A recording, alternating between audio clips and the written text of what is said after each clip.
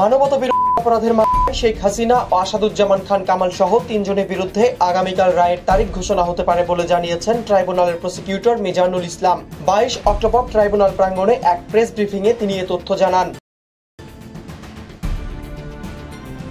Prosecutor সাংবাদিকদের জানান, আজকে আসামি শেখ হাসিনা ও আসাদুজ্জামান খান কামালের পক্ষে রাষ্ট্রনিযুক্ত এবং উপস্থিত রাজসাক্ষী চৌধুরী আব্দুল্লাহ আল মামুনের পক্ষে যুক্তি উপস্থাপন শেষ হয়েছে। প্রসিকিউশনের পক্ষে আমরা জবাব দেব, তবে কিছু অংশ আমরা উপস্থাপন করে জবাব দিয়েছি। আগামীকাল বৃহস্পতিবার চিফ প্রসিকিউটর ও অ্যাটর্নি জেনারেল সমাপনী বক্তব্য রাখবেন। এরপর আনুষ্ঠানিকভাবে এই মামলার রায়ের জন্য দিন ধার্য হবে।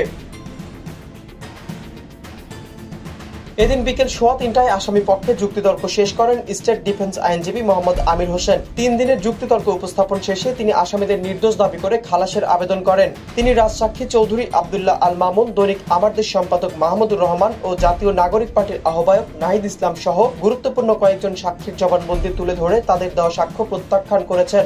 এরপর যুক্তি উপস্থাপন করেন রাজসাক্ষী মামুনের আইনজীবী জায়েদ বিন আমজাদ।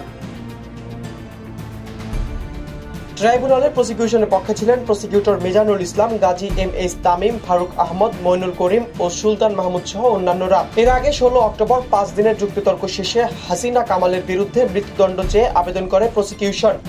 নিজের দায় স্বীকার করে রাজসাক্ষী হয়ে ট্রাইব্যুনালে সাক্ষ্য দিয়েছেন সাবেক আইজিবি চৌধুরী আব্দুল্লাহ আল মামুন। রাজসাক্ষী হিসেবে সাক্ষ্য দেওয়ায় মামুনের শাস্তির বিষয় আদালতের সিদ্ধান্তের উপর ছেড়ে দেন চিফ প্রসিকিউটর তাজুল ইসলাম।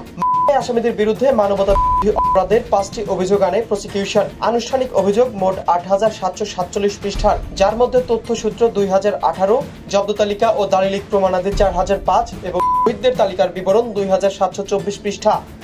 মোট 81 জনকে সাক্ষী করে 12 মে চিফ প্রসিকিউটরের কাছে প্রতিবেদন জমা দেয় ট্রাইব্যুনালের তদন্ত সংস্থা।